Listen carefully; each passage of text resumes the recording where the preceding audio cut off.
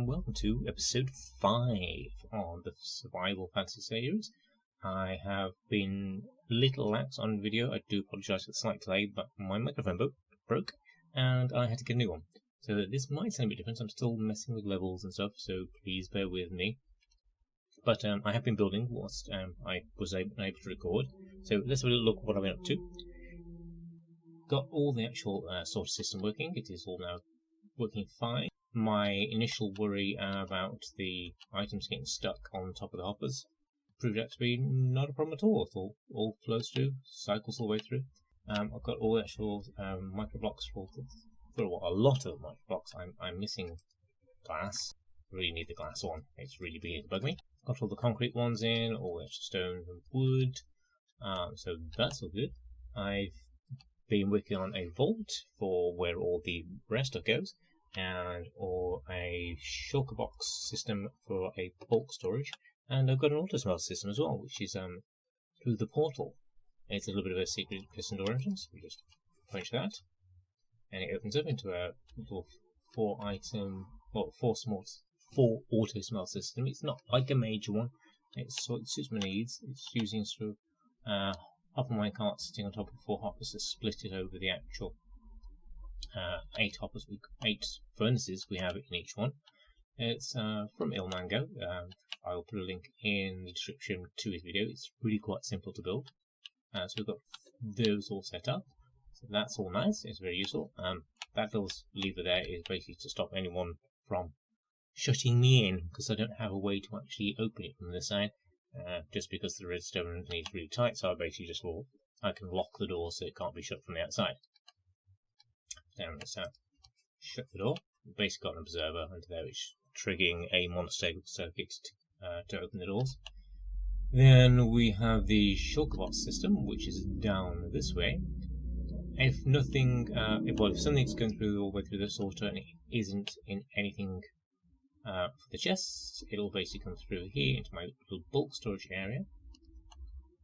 Basically, we've got a shulker box system. Once the shulker box gets full of items, random items, as you can see, piston will then break it because there's a comparative detecting to say that it's full.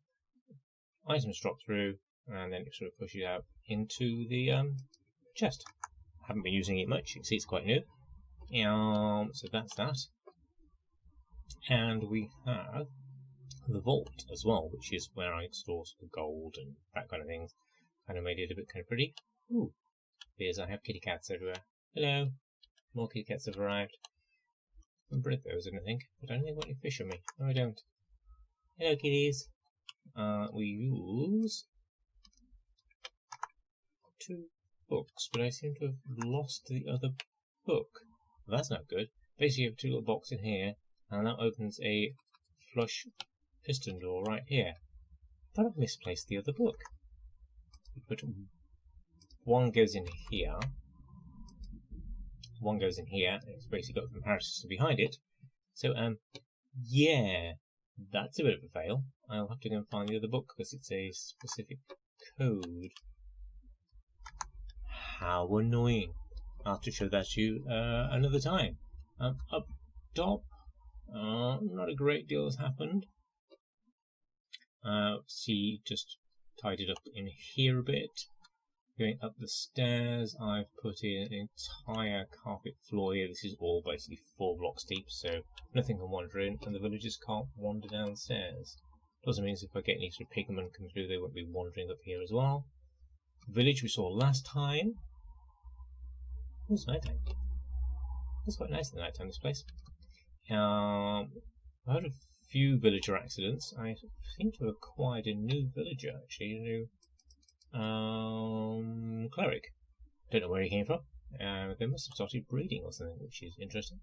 So see, it's starting to behave like a real villager, so I get cat spawning now, so I've got the right amount of villagers and things. I should do it. Few little micro blocks about the actual place. I think we're kind of about done in this area. But I've done a bit of work over there. I'll just quickly sleep so I can get rid of the night, and I'll go and show you.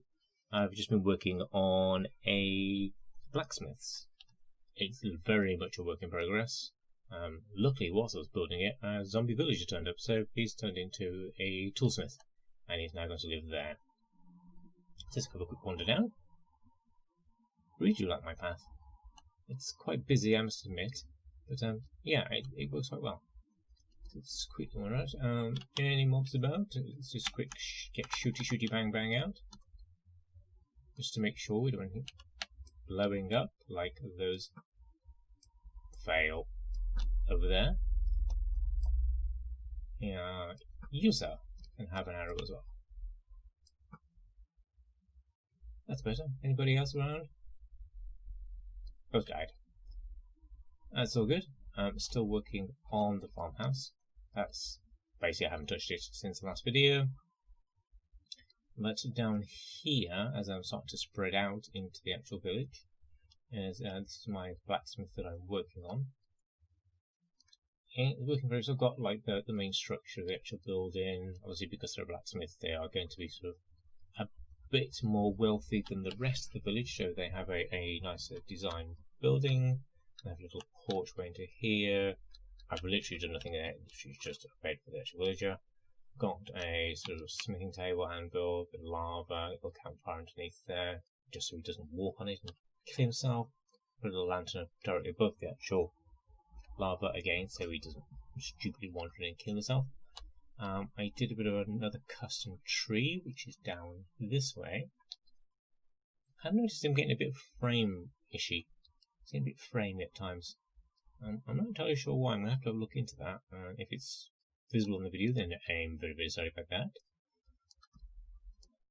Custom tree number 2 is this one over here. It's another dark oak tree, slightly different design.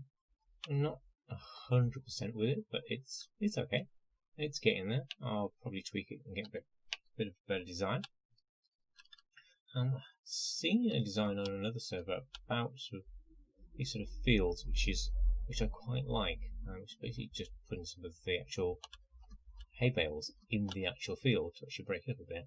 And I'm going to get some bees in as well. Have some few beehives dotted around the place that they're sort of floating about and doing more interesting things. But basically, you can bring a bit more life into there. Just a little idea. If anybody wants to pinch it, feel free. As I said, it's just going to be a short one today. So thank you very much for watching, everybody. Hope you enjoyed the video, and I will catch you next time with a bit of a longer one and a much better video, and probably get some building on. So I'll see you all next time.